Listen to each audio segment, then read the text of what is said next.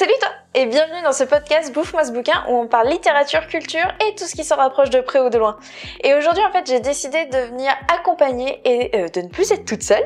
Et je suis accompagnée de Simon Perdrix, un auteur auto-édité qui a déjà sorti 4 bouquins. Alors Simon, tu as commencé avec Route de nuit, ton recueil de nouvelles. C'est ça. Que j'ai lu et adoré.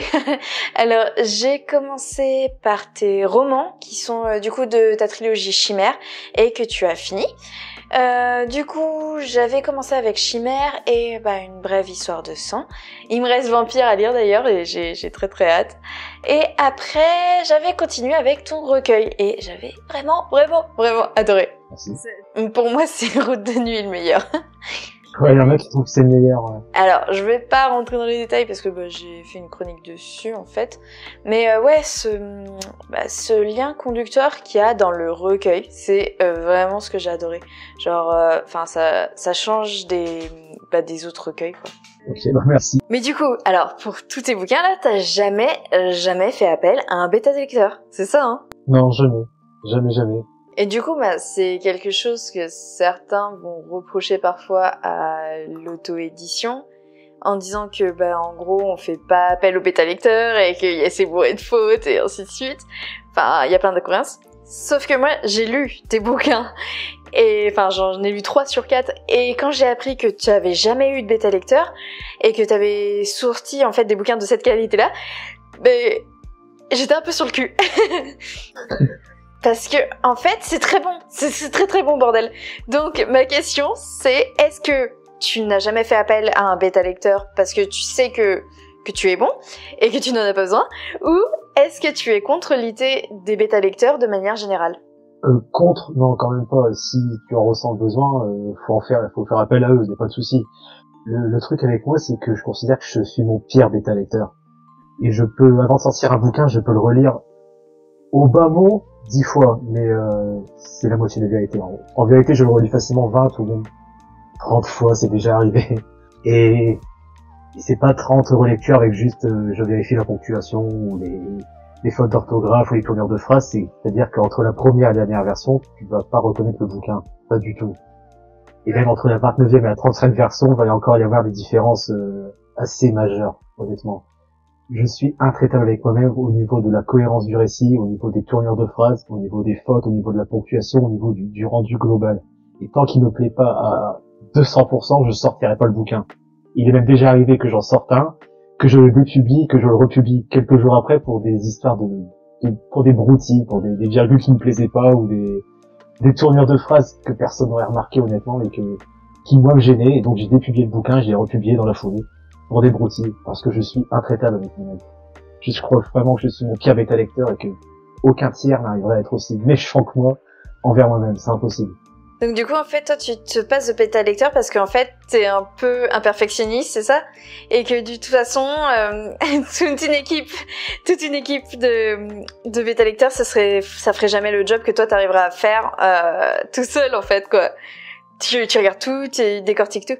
Je regarde tout, je décortique dans tous les sens, je traque la moindre broutille qui me gêne, le moindre truc, tant qu'il y a même n'importe quoi qui me gêne, le bouquin ne sortira pas de toute façon, donc ça peut prendre des plombes, et c'est pour ça que je passe de relecture en relecture, que j'y passe une 30aine de fois, parce que tant que c'est pas au point, il y a rien à faire, je le sortirai pas, et je sais très bien que les bêta-lecteurs ne verront pas certaines erreurs que moi je vois, tellement je suis intraitable, encore une fois, avec moi-même. Je suis vraiment un maniaque, je le sais. Mais du coup, t'as pas peur des fois de juste, en fait, justement à force d'être tout le temps intraitable et ensuite de supprimer un truc qui pourrait être génialissime et parce que t'es trop dur avec toi-même en fait? J'ai jamais eu cette crainte, honnêtement. Parce que tout ce que j'ai supprimé, je considérais que c'était de la merde, honnêtement. Et je vois pas comment ça aurait pu plaire à quelqu'un si ça me plaisait pas déjà à moi. Donc non, j'ai aucun regret, vraiment aucun regret à ce niveau-là. Et puis même si, admettons que ça plaise à quelqu'un et que moi ça ne me plaise pas, je considérais que c'est pas mon histoire qui va être publiée. Ça va être une histoire qui peut plaire à certains, mais qui déplaira peut-être à d'autres. C'est une question aussi d'échantillons. Je pense pas qu'il y ait des échantillons qui soient vraiment parlants pour tous les lecteurs. Certains vont aimer certaines choses, d'autres vont les détester. Au final, il faut que l'histoire me plaise à moi avant tout. Si elle me plaît pas, je pars du principe qu'elle plaira pas non plus au lecteur, en fait. C'est peut-être un peu égocentrique, puis c'est comme ça que je le vois. Si l'histoire me plaît pas totalement, je ne vois pas le proposer à des lecteurs des histoires auxquelles je ne crois pas, tout simplement. Je vois en fait, c'est vachement bien parce que moi, je sais que j'ai eu beaucoup de mal avec ça. Parce que j'ai eu une période avec le syndrome de l'imposteur et ainsi de suite. Et j'avais tendance à, réfléchir, à essayer de savoir ce qui allait plaire au lecteur. Alors oui, c'est mon écrit, donc il fallait que ça me plaise à moi, mais je pensais vraiment à ce qui pouvait plaire au lecteur. Et c'est vrai que les bêta-lecteurs, ça sert à ça quand même. Ça sert à savoir ce qui va plaire aux autres. Test, ouais. C'est ça. Je vois comme ça. C'est ça.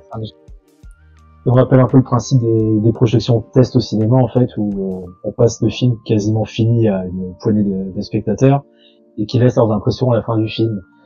Le problème, c'est que l'histoire l'a déjà prouvé, c'est que les projections test ont parfois ruiné des films qui étaient bons pour en faire des grosses merdes. Le cas le plus récent, c'est le premier Suicide Squad qui apparemment était excellent en projo test, qui en est ressorti totalement modifié et qui est le film pour le moins bancal qu'on connaît aujourd'hui. Donc déjà, rien qu'à cause de ce genre d'exemple, je ne crois pas aux échantillons. Et d'ailleurs, j'ai aussi une expérience personnelle, c'est par exemple si je prends Chimère, on a le personnage de Paul qui est un enfoiré, il faut le dire clairement, et qui plaît aux 3/4 des lecteurs, on va dire. Et il y a une partie des lecteurs qui ne peut pas l'encadrer. Imaginons que j'ai proposé Chimère en bêta lecture, justement à ces lecteurs qui ne peuvent pas l'encadrer. Peut-être que j'aurais pas sorti Chimère, ou alors peut-être que j'aurais sorti largement modifié avec Paul qui serait devenu un personnage plus sociable. Et dans ce cas-là, j'aurais quand même fait une belle erreur puisque je serais passé à côté des 3/4 des lecteurs qui, eux, aiment que Paul soit un bel enfoiré. Donc, le principe des échantillons test, honnêtement, j'y crois pas une minute, quoi. Moi, je crois qu'il faut proposer le bouquin sans filtre au monde entier et bon, faut y aller quand même, faut avoir le courage de le faire, certes, mais faut le faire parce que les échantillons test, en effet, j'y crois pas. Ce genre de statistiques. C'est vrai que, en soi, c'est le principe d'un bêta-lecteur, hein, de savoir ce que vaut son bouquin pour les lecteurs. Donc c'est vrai que oui, maintenant que tu parles avec cette vision-là, avec le côté, ouais, mais du coup, ça colle plus trop à la version de l'auteur de base, quoi. Tu t'adaptes un petit peu à ce qu'on dit. C'est vrai que oui, je comprends le principe, du coup, surtout, disons, étant donné que toi, t'es ultra intransigeant avec toi-même. C'est du coup, oui, t'as tes petits défauts et ensuite tu vas les voir. T'as pas peur d'effacer des paragraphes entiers, quoi. Ou même des chapitres, c'est déjà arrivé. Et pour Udemy, il y a même, je crois qu'il y en a 6 nouvelles au final dans le résultat. Il y en a bien 3-4 qui sont de côté que j'ai dégagé sans vergogne. Je les ai supprimées, elles sont là sur mon disque dur, peut-être que je les sortirai un jour, ou peut-être qu'elles resteront jamais oubliées, mais j'ai aucun problème à dégager des trentaines de pages entières s'il faut. Et comment tu fais pour à réussir comme ça à dégager toute une partie de ce que t'as écrit?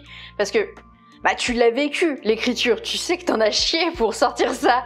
Et du coup, comment tu fais pour te dire, j'en ai chié, mais c'est pas grave, je vais le laisser dans l'ombre, pas grave, je vais le supprimer, Comment tu fais pour avoir la motivation de te dire vas-y j'appuie sur supprimer, c'est pas grave?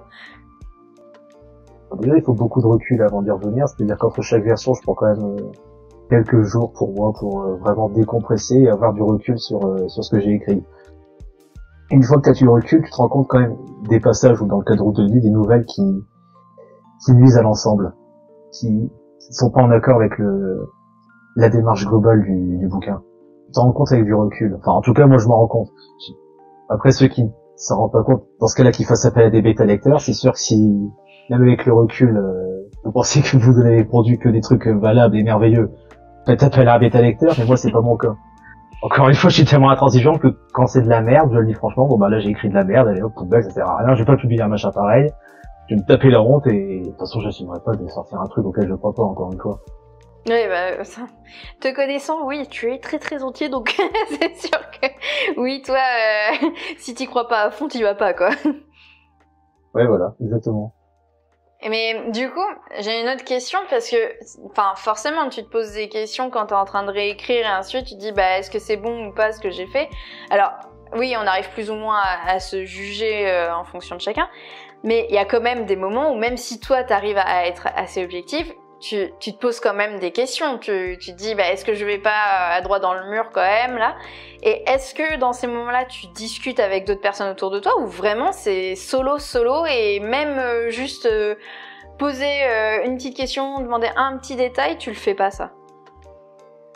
Non, je le fais même pas, non. C'est solo. Mais le gros problème, ça reste à voir, que j'ai depuis, on va dire, une brève histoire du sang, c'est que si l'histoire est bloquée, même pour une broutille, j'arrive plus à l'écrire. C'est-à-dire qu'avant, je pouvais écrire un premier jet et revenir après et le modifier en profondeur. Là, c'est de moins en moins le cas. Si je bloque, je suis incapable de continuer le récit. Et je peux le recommencer depuis le début s'il faut. Une brève histoire du sang, par exemple, j'en étais arrivé elle est facilement à 80% du bouquin, quand j'ai tout effacé pour tout recommencer de la première ligne.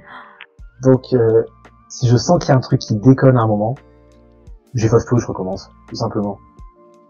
Je peux pas continuer à avancer sur une base qui est pas solide. C'est impossible pour moi. Mais, enfin... Quitte à réécrire la totalité du bouquin s'il faut. Ça, je trouve ça vachement dingue parce que, enfin... Après, je suis quelqu'un d'assez optimiste dans la vie de tous les jours, mais comme tout le monde, tu vois, j'ai des jours sans. Et de me dire que, tu recommences comme ça, que tu vas pas forcément demander l'avis des autres pour essayer de te rassurer ou quoi que ce soit, parce que bon, il y a des fois où clairement on demande l'avis, pas parce qu'on a vraiment envie de l'avis des gens, c'est juste pour se rassurer soi-même et se remonter un petit peu son estime, quoi. Et genre, j'ai du mal à me dire que t'arrives à aller au bout de tes projets comme ça, à avoir la niaque d'aller au bout à chaque fois. En t'imposant un rituel d'écriture aussi strict, quoi. C'est dingue, tu fais comment pour te motiver pour aller au bout? Du bourbon, beaucoup de bourbon déjà. Et non mais je sais, honnêtement j'en sais rien. C'est-à-dire que tant que l'histoire est pas sortie, elle va m'obséder. Ça, faudra qu'elle sorte, en soi. Si je me rends compte qu'elle déconne en cours de route, tant mieux, parce que je peux la recommencer tant qu'il est encore temps. Sinon, très honnêtement, j'ai 3 bouquins qui sont de côté et qui paraîtront peut-être jamais, quoi. Et pourtant, j'ai pas fait qu'une seule version de ces bouquins. Il y en a qui sont à 10 ou 15 et non, ils pèsent toujours pas, donc ils restent de côté. Il y a rien à faire.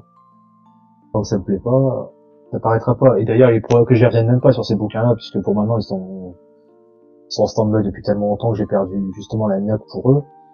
C'est qu'ils n'en valaient pas le coup. Je pars du principe qu'ils n'en valaient pas le coup dans ce cas-là. L'histoire était peut-être bonne. Il fallait qu'elle sorte, mais elle était pas non plus si capitale que ça, quoi, à mon écriture ou à mon œuvre ou à ma démarche, quoi. Ouais, et puis... Ça m'a fait progresser pour des projets ultérieurs, mais eux, en tant que projet unique, ils valaient pas grand chose. Voilà, c'est chiant à admettre quand il y a passé des mois, mais faut le reconnaître, quoi. Malheureusement, faut le reconnaître que parfois t'écris de la merde. Ça arrive, hein, t'inquiète. On est prenne un gros coup. Mais oui, faut reconnaître que parfois on écrit de la daube. Oh oui, t'inquiète pas, je le vis en ce moment. Je suis en train de retrouver des vieilles nouvelles que j'avais écrites et je me dis, oh mamma mia, c'est pas toujours bon, hein. Du coup, on a bien vu que tu écrivais, que tu recommençais, que tu recommençais, que tu recommençais. C'était interminable jusqu'à ce que t'aies la version finale. T'as dit que avant t'arrivais à faire un premier jet et même s'il y avait des petites imperfections, tu continuais à faire ton premier jet. Maintenant, c'est plus du tout possible. Donc c'est qu'en fait, ton processus d'écriture a vachement évolué depuis que t'as commencé. Mais il s'est encore durci, en fait. Il s'est encore rigidifié, malheureusement pour moi. Et ouais, c'est clairement rigidifié, c'est-à-dire qu'avant, s'il y avait une grosse incohérence au niveau du récit, je pouvais pas continuer. Il fallait que je corrige cette grosse incohérence. Mais des petites broutilles, des détails, vraiment des détails, je pouvais passer outre, les noter sur un papier et dire, voilà, ça, il faudra que j'y revienne à la 2e, ou 3e, ou 4e, ainsi de suite version. Maintenant, non. C'est la moindre broutille va me bloquer pour le reste du projet. Je suis clairement rigidifié à ce niveau-là. Peut-être justement parce que depuis le début, je suis hyper dur avec moi-même. Ce qui fait que maintenant, les fautes, j'arrive à les voir tout de suite. Et mais elle m'obsède. C'est mon caractère maniaque qui revient tout de suite, c'est qu'elle va m'obséder, que je ne pensais qu'à ça, et puis à la suite du récit. Je suis devenu clairement peut-être pas un architecte non plus, mais je suis beaucoup moins jardinier qu'avant. Honnêtement, je suis beaucoup moins en freestyle qu'avant. Là, je suis vraiment en mode strict, très très strict.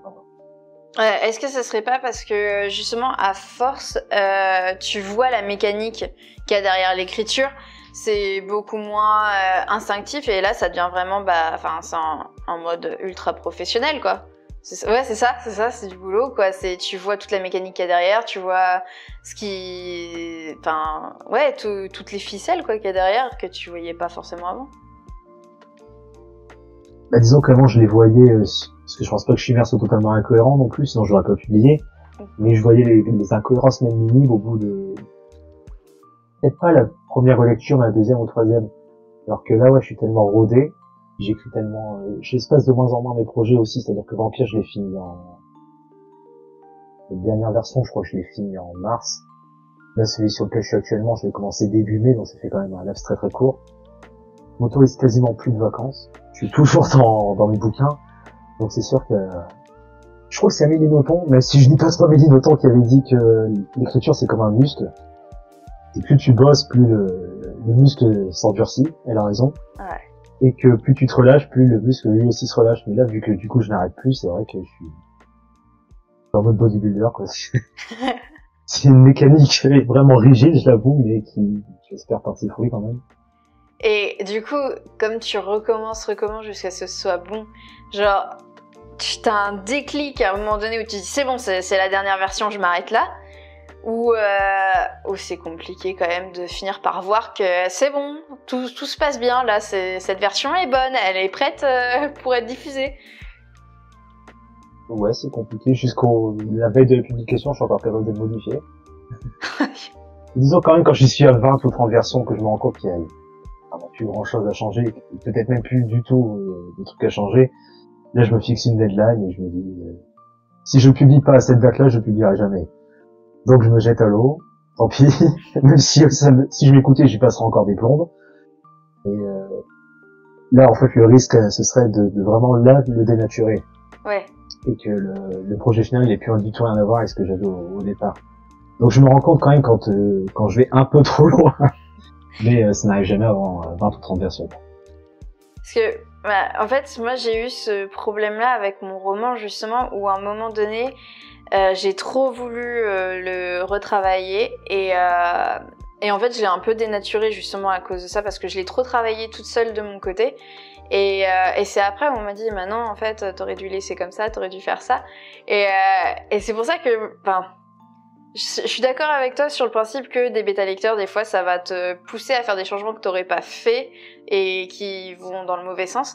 Mais à l'inverse, ça t'évite des fois d'aller trop loin dans ta correction, quoi, de trop rendre le truc trop intellectualiser, on va dire, la correction, et du coup que ça perde un petit peu de sa spontanéité, quoi. Je sais pas si tu vois ce que je veux dire. Si, je vois bien, mais c'est peut-être parce que je sais quand même où je vais dès le départ, c'est-à-dire que j'ai quand même le début, le milieu et la fin. Ouais. Au minimum. Donc j'essaie quand même de pas trop m'éloigner du plan directeur. Par exemple, pour Chimère, je vais réécrire un chapitre quelques semaines avant la publication, et je me suis rendu compte qu'il n'apportait strictement rien et qu'il, lui, pour le coup, partait vraiment trop loin. Donc encore une fois, j'ai eu le courage de le virer, même si peut-être qu'il me rapporte quelque chose au bouquin, mais franchement, j'en doute énormément. Donc là, c'est pareil, c'est encore une fois cette rigidité, quoi. C'est que je me rends compte, à force de pratique, et parce que j'ai peut-être aussi un plan directeur dès le début, que quand ça va trop loin, et que le bouquin va plus du tout ressembler à mes intentions de départ. Quand je m'éloigne trop de ma démarche, je me rends compte. Encore une fois, grâce au recul, et je pense à mon caractère maniaque. Donc, du coup, si on résume un peu, pour toi, les bêta-lecteurs, toi, vu que t'es intransigeant et que tu es ton pire ennemi, t'as pas besoin, et de toute façon, ça ne t'apporterait pas plus que toi, ce que tu fais en te flagellant continuellement. Mais mais ouais, à partir du moment où un auteur, par contre, lui, a l'impression que tout ce qu'il fait, c'est génial, magnifique, là, ouais, il y a peut-être un intérêt à avoir un bêta-lecteur, quoi. Ouais, vaut mieux quand même, je pense. D'ailleurs, j'en avais discuté sur Twitter avec d'autres auteurs, même sur les minoritaires qui ne font pas appel à des bêta-lecteurs, ils ont ce point commun avec moi d'être hyper intransigients avec eux-mêmes. Quitte à admettre, même si ça nous fait mal, nous les premiers, qu'on écrit de la grosse merde. Je suis désolé. Et même dans les édités, j'ai quelques exemples de mecs n'ont pas fait appel à des bêta-lecteurs, qui étaient des puits avec eux-mêmes. Par exemple, t'as Raymond Chandler qui, lui, n'en faisait pas appel. Alors, au début, c'était par obligation, on va dire, vu qu'il écrivait dans des pulp magazines, donc fallait qu'il y ait du rendement. Donc ces nouvelles, à peine elles étaient écrites, qu'il les envoyait et qu'elles étaient publiées, parce qu'il fallait du rendement. Et il s'est astreint à cette mécanique d'avoir un cadre très strict pour ses récits, de s'y tenir, et de pas hésiter par contre à les retravailler, tout en se fixant un cadre. En fait, je pense que c'est ça le secret. Il faut se fixer un cadre pour pas en sortir. Et dans ce cadre, ne pas hésiter à peaufiner chaque détail pour que le cadre soit joli, en fait. En gros. Ouais, c'est l'image, le rendu global, soit joli. Ce qui m'avait surtout marqué quand je t'ai lu pour la première fois, c'est que, je comprends aussi le fait que toi t'aies pas de bêta lecteur, parce que ce serait assez compliqué pour toi d'avoir un bêta lecteur, dans le sens où tu as une plume qui est très particulière, qui est vraiment, c'est ta plume et on la retrouve pas ailleurs. T'as une façon de jouer avec les mots, de former les phrases et tout ça qui est vraiment personnelle. Et c'est sûr que, alors un bêta lecteur pour l'intrigue et ensuite, je dis pas, mais un bêta lecteur pour ton style, ce serait extrêmement dur, je pense, parce que, vraiment, t'es super atypique, quoi. C'est un compliment, hein. Ouais, merci, j'avais compris. Ouais. Encore une fois, je vais revenir à Raymond Chandler qui disait concernant ses bouquins qu'il savait lui-même qu'en fait ils auraient pu être entre guillemets mieux, ou du moins plus selon les canons vraiment policiers de l'époque. Et comme il s'en est rendu compte après et qu'il en a témoigné dans son autobiographie, c'est que si ces bouquins avaient été beaucoup plus en adéquation avec les canons de l'époque, peut-être qu'ils n'auraient pas été publiés et surtout peut-être qu'on s'en souviendrait pas. Ouais, il serait pas sorti du lot. Plus d'un siècle après, le fait est qu'il avait raison. Effectivement, sa plume était, pour l'époque, elle était révolutionnaire. Et le fait est que le mec, en y allant tout seul comme un kamikaze, a quand même quasiment lui tout seul défini le roman noir.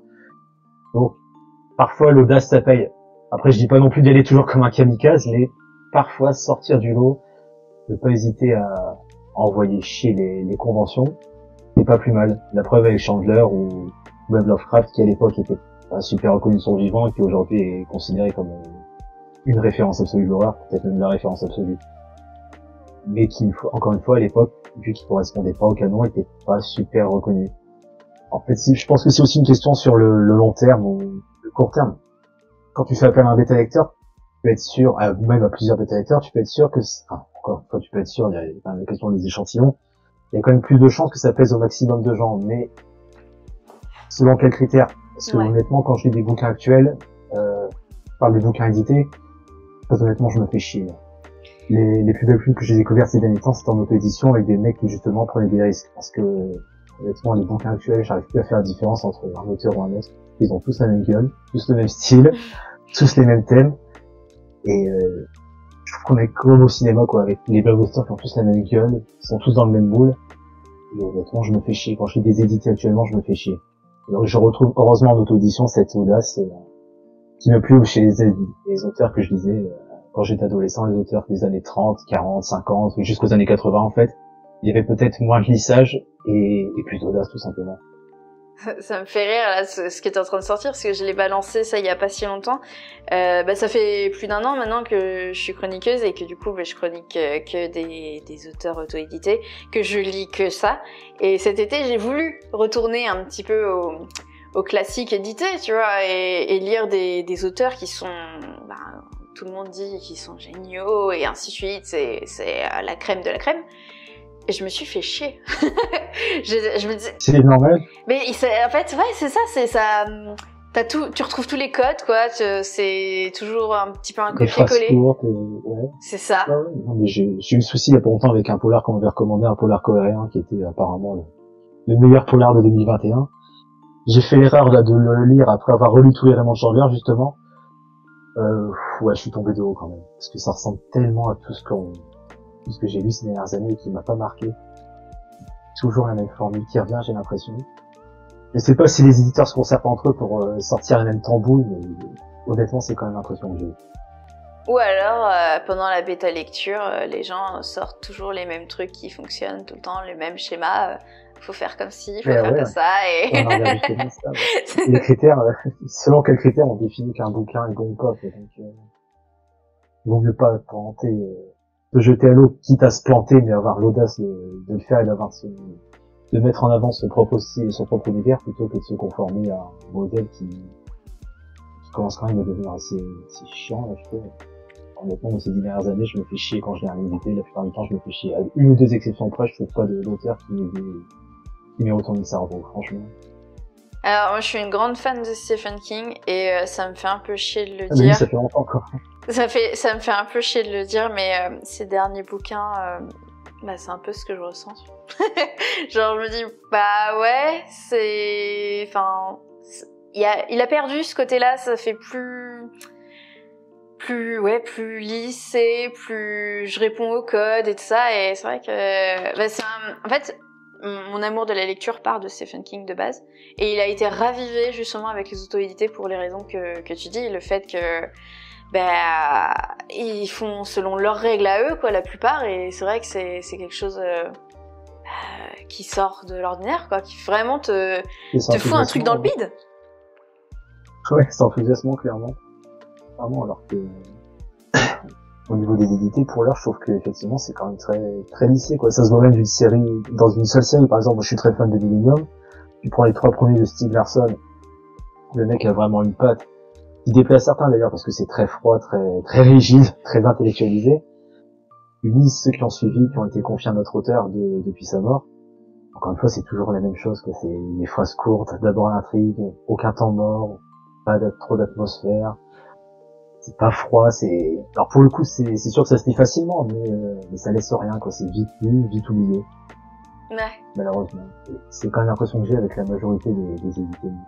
Franchement, c'est ça, c'est vite lu, vite oublié, pas de patte, en fait, pas d'identité réelle.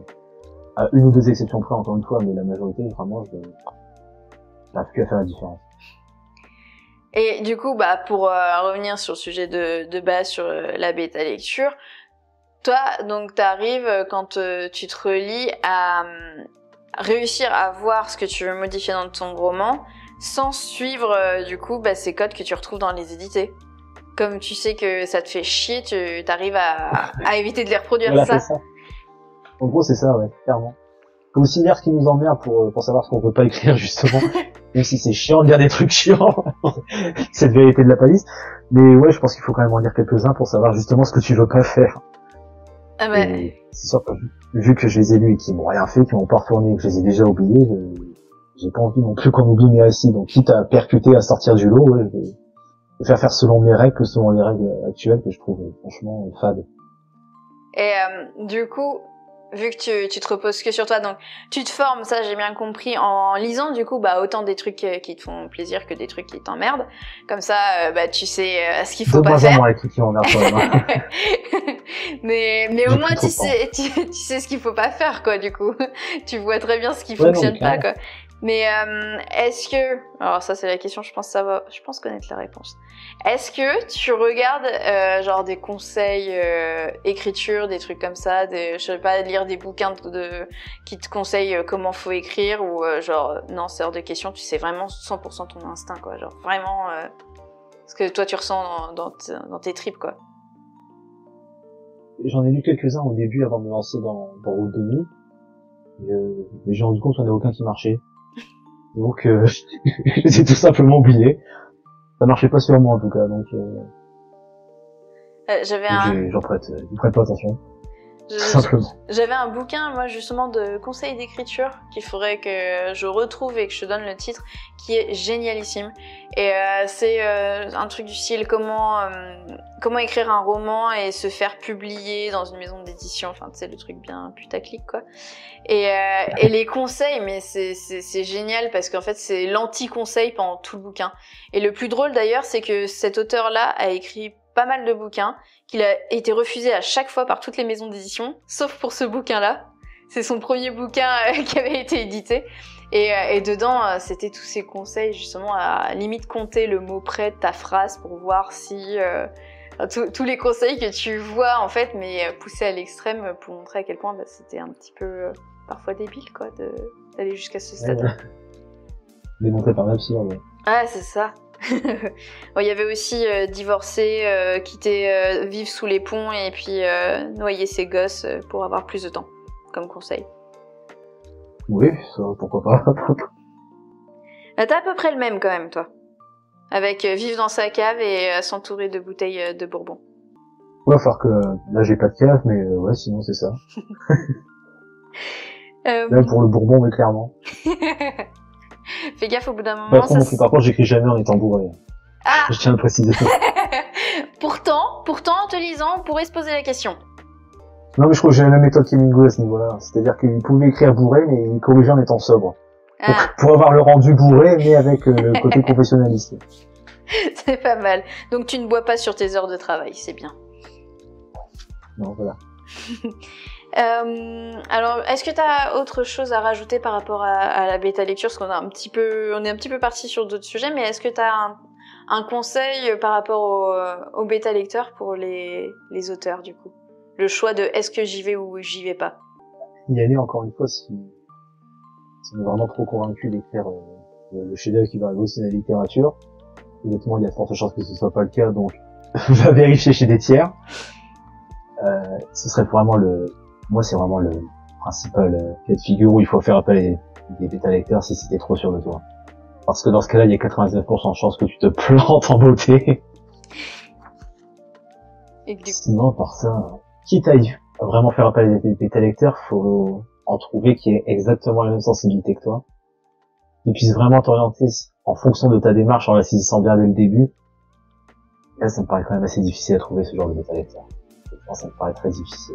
Quelqu'un qui saisisse ta démarche et qui saisisse le cadre que tu te définis dès le départ.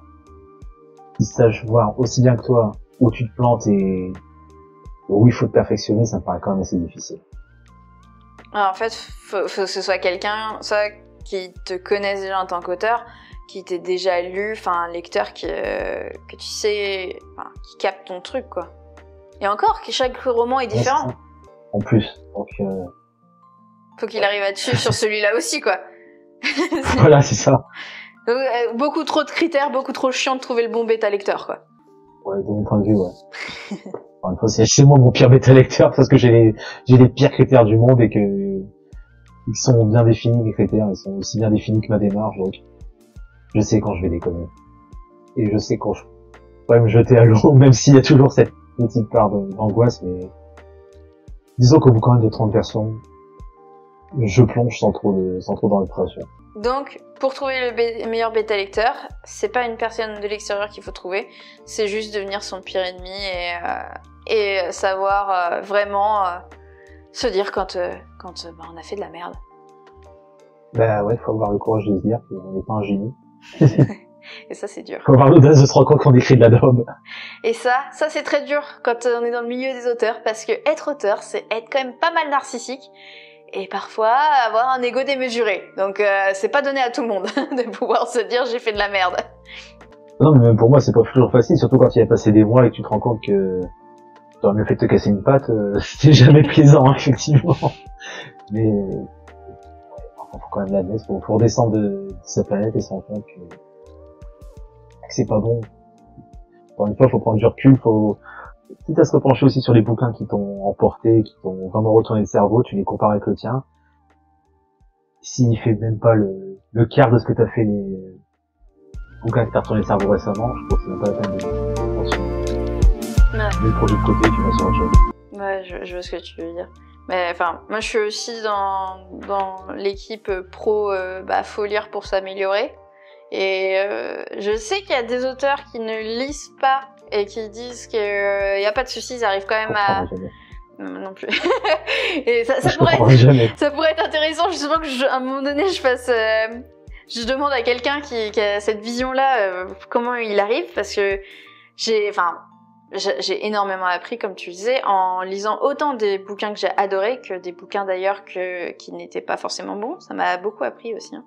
Mais j'ai du mal à envisager de s'améliorer sans lire. Je parle pas de se comparer, de vouloir faire la même chose que les autres, de calquer, mais forcément d'avoir un critère quoi, une certaine échelle de valeur, on va dire. C'est ça. Moi non plus, je comprends pas. Franchement, là pour le coup, ça me dépasse. Ouais. Donc, toi, pas de bêta lecteur, mais alors lire et lire. Point barre. Lire et relire et relire et retravailler sans arrêt. Ouais. Bon bah. Lire beaucoup. Et se relire aussi, voilà. Ouais. Bah, merci beaucoup en tout cas, parce que là je pense qu'on a fait à peu près le tour, sauf si t'as un autre truc à rajouter par rapport à la bêta lecture. Non, de mon côté c'est bon. On a fait le tour de la question. Donc, du coup, si j'ai bien compris, là au niveau des actualités, je vais pas pouvoir dire que t'as un roman qui sort bientôt parce que t'es encore en train de t'arracher les cheveux dessus. Ouais, je suis en train de réécrire les 50 dernières pages que j'ai écrites, donc ça va. Je vais bien. Donc niveau actualité... J'ai du bonbon en réserve. Niveau actualité, on n'est pas sur une sortie dans les 2 prochaines semaines, quoi, en fait. Non, c'est certain que non, là. Donc, moi, ce que j'invite les gens à faire, c'est à la limite de rattraper tout le retard avant que le prochain sorte et d'acheter les 4, quoi. J'ai les 4 à côté de moi. Alors, pour le coup, c'est vrai que moi, je n'ai pas acheté les 4 parce que j'avais gagné les 3 premiers en concours. J'ai fait partie de ces petits chanceux qui ont pu te découvrir comme ça. Mais alors par contre, quand le 4e est sorti, je l'ai acheté tout de suite. J'ai pas eu encore le temps de le lire, mais il me fait de l'œil depuis un bon bout de temps, crois-moi. Donc là, j'ai bientôt fini les chroniques et du coup, il va bientôt passer à la moulinette. Parce que j'ai vraiment hâte. Non mais du coup, oui, il y a le recueil de nouvelles qui n'est pas forcément vraiment un recueil de nouvelles, donc Route de nuit, parce qu'il y a un petit truc en plus, on ne dira pas quoi, mais des petites histoires horrifiques avec un petit truc en plus. Et les 3 du coup de la trilogie qui est finie, qui est achevée, et tu as sué, mais tu as réussi à en venir à bout. Donc Chimère, une brève histoire de sang et vampire. C'est ça. Et moi je l'ai connu pendant que t'étais sur Vampire, donc j'ai un petit peu connu tes déboires Vampire. T'en parlais un petit peu. C'est pas celui qui m'en a fait le plus baver en plus. C'est un de ceux qui m'en a fait le moins baver, Vampire, honnêtement. Et c'est ce... J'ai beaucoup plus bavé sur une brève histoire du sang et celui actuellement qui va me tuer. Qui va t'achever. Donc du coup, vu tout ce que tu auras investi et tout ce que tu auras sué pour le prochain, faut que tout le monde du coup aille te suivre sur Insta maintenant parce que t'as quitté Twitter. Et tu nous manques. Peut-être que je reviendrai un jour, mais savoir. Je sais pas. Je sais que t'en as envie. T'as envie de revenir juste pour pouvoir remettre le feu à la poudre. Et en tout cas, du coup, on attend que t'aies fini, donc t'as intérêt à te dépêcher pour pouvoir lire ton prochain roman.